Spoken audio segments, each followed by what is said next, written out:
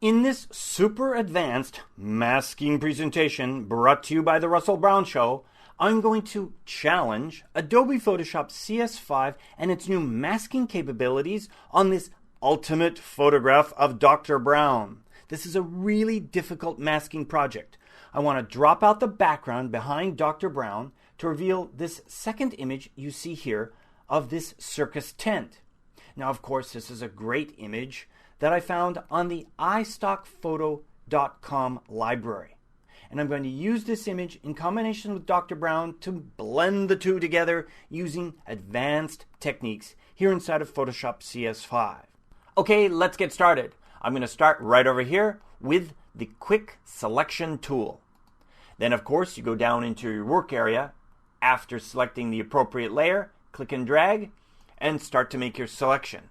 Now, just to speed things up a bit, I have already created this selection and I have it waiting for me over here in the Channels tabbed panel. I'm going to go ahead and load that with the Command key on the Macintosh or the Control key on the PC, hover over my Quick Selection mask, click on it, and it loads it in. Now, I'd like to analyze what I'm doing here and how I made this selection so that it works best with these new tools inside of Photoshop CS5. To begin with, I'm going to select the letter Q on my keyboard so I can display the quick mask. Check this out. Here's a tip and technique.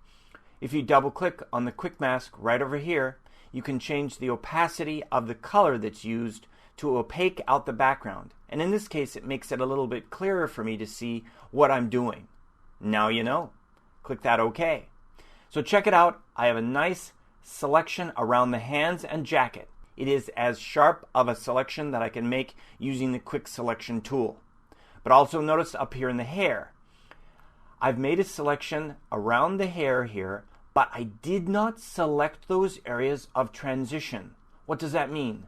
I didn't select those areas where it becomes transparent to the background, where I can see the background through the hair. So I've left those out, and here's my theory to success. Select less to achieve more. Do not select too much of the hair because using these new tools I can get better results if I select less up to that point of transition and then let the processing work for me. Okay, let's get going. This is a great mask for a project like this. Let's select the Q key. Back to our selection. Let's go back to our Layers tabbed panel and make sure I have my layer targeted. Next, right down here to the Masks panel. Of course, I have this convenient little icon right here that I can click on, but you can also go to the Window menu and down to Masks in order to bring it up on your machine. Okay, let's get going. Our story begins right here, of course, by clicking on this button to add a pixel mask to our background, as you can see here. Now, my first step in this two-step process I'm going to show you is to tighten up and refine the edge of the mask around the jacket and the hands. I find that with the Quick Select tool, I get a very rough mask. Let's check this out. I'm going to select Mask Edge right here to refine this edge. Then I'm going to zoom in here on the hand right here. As you can see, there's a bit of a rough edge, and that's the type of edge that you pick up when using the Quick Select tool, especially on a noisy image like this, a very complex masking project. We can solve this problem quickly and easily, and we don't have to use the pen tool, for example, to refine this edge. So in this first step, I'm going to go in and I'm going to make adjustments to the edge right here. I'm not worried about the hair. I'm just worried about the hands. First step, I'm going to feather my mask, just like this. And in fact, I'm going to select the letter K on my keyboard so I can see the mask right here. Notice that feathering starts to get rid of some of this rough edge and smooths it out. Combine the feathering with a bit of contrast, and then you can start to bring in the sharpness back into the edges again. Do you see that? And it's the combination of the feathering and contrast together that helps me round off the errors in this initial selection. It's a really great capability. I'm selecting the L key, of course, and the L key takes me down here, of course, to the layers view right here. Clicking away so I can see this again, and now I refine the shift edge right here. I can start to shift the edge back in. Check it out. I'm cleaning up that edge really nicely. I didn't have to go in with a pen tool. I'm simply feathering the edge, adjusting the contrast and the shift to get really, really nice results as you see here. Great. That is phase 1 to this project. I'm going to click OK. And I have a nice mask. Now let's concern ourselves with the hair. Let's zoom back out a bit so we can see more of the hair as you see here. Now our second pass to a really great mask. Let's click on Mask Edge again. This time, focusing on the hair, let's go in and let's try the Edge Detection Smart Radius, and let's just see if it's going to help us in this project. Clicking on Smart Radius, running my radius expansion over to the right. Let's see what happens. Looks pretty good on the hair. It might be an excellent possibility, but it's also giving me some problems with my hands here. So it's extending the radius around the hands. Not quite what I was looking for, so I'm not going to use the Smart Radius on a project like this. I'm going to go into Manual Override and paint in the edges of transition. And that's the key. We're painting in edges of transition.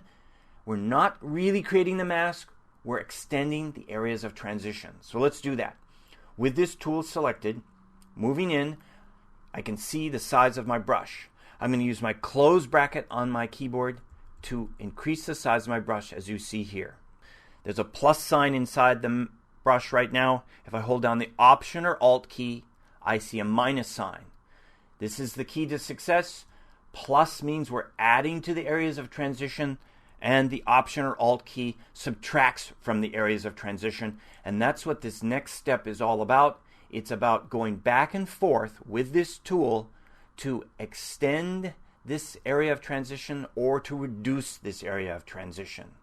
Notice up here in the options bar, you also have this eraser tool for reducing the areas of transition, but I prefer just having the one tool and using the Option or Alt key to switch back and forth. Okay, let's just go through and make one pass at this and see what it looks like. So I'm going to go up here and try and bring in all the extension of the hair here in the image. Now notice I'm trying not to go down into the areas that have already been selected in this project. So I'm not trying to go back in too far into the hair. I'm trying to stay on the outer regions here as I process this. If I go too far in, I can start to create areas of transition where it should be opaque hair, and it can cause trouble. Let's bring our brush size down a bit, and let's add in this additional area here on the left, and maybe some more detail here on the right.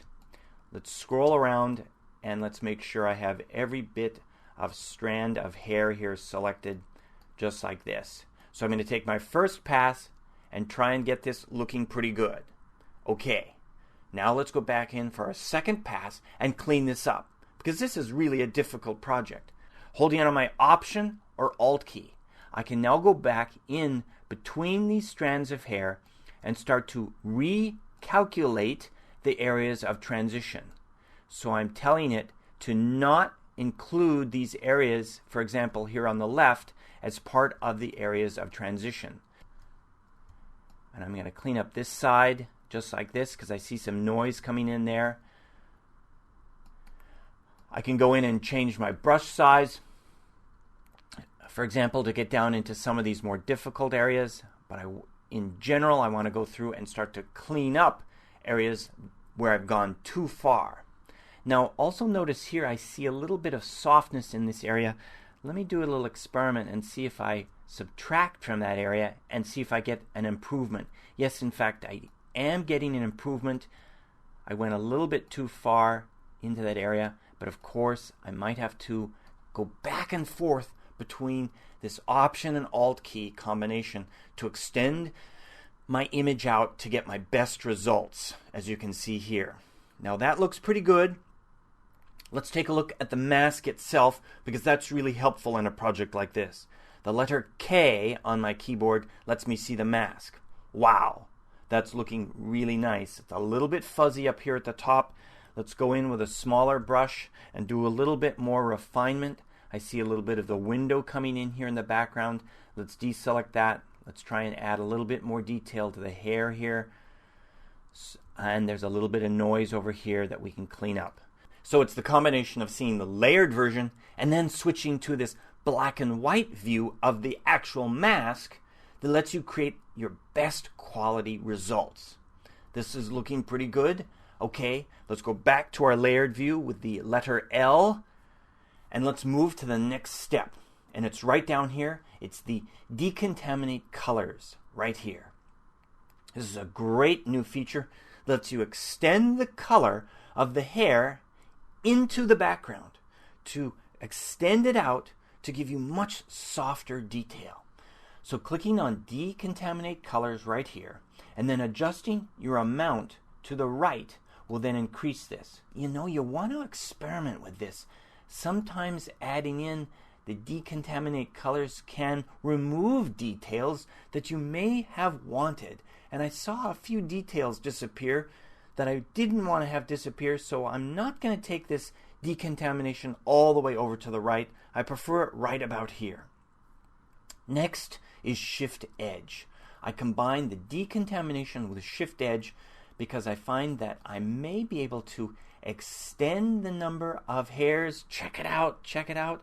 I'm moving the Shift Edge to the right, and I'm starting to extend the color out a bit farther into some of the fine details of the hair. That's looking great. I might finish this off with one more pass of cleaning up the edges of transition. I'm holding down the Option or Alt key, and I'm cleaning up some of the noise out here near some of the strands of hair near the edge. I want to pull back on those areas of transition, just like that. Wow, that is looking really, really nice. I just want to take one more look at the black and white mask.